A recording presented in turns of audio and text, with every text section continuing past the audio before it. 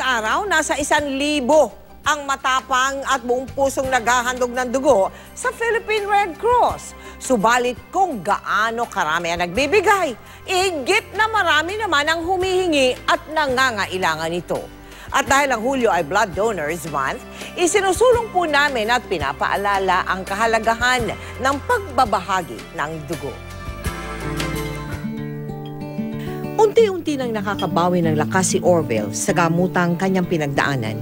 O hindi marahil sa 8 bag ng platelets na agad na naisalin sa kanya, posibleng lumubha ang kanyang sakit na leukemia. Sasailalim pa sa 6 na buwang gamutan si Orville at patuloy siyang mangangailangan ng dugo. At tuloy niyo po sana akong tulungan. Makapasok po ako sa school.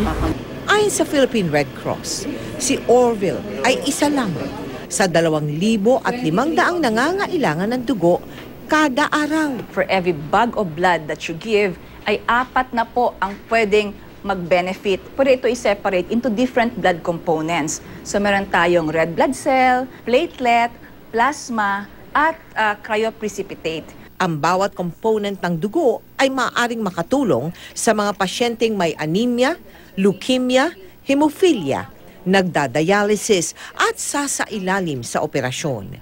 Kaya't kung kayo'y 18 hanggang 65 taong gulang, may timbang na 110 pounds at may malusog na pangangatawan, inaayayahan namin kayo sa aming Sagip Dugtong Buhay Bloodletting Project sa ika-15 ng Agosto. Sabado po yan sa Evercotesco Commonwealth.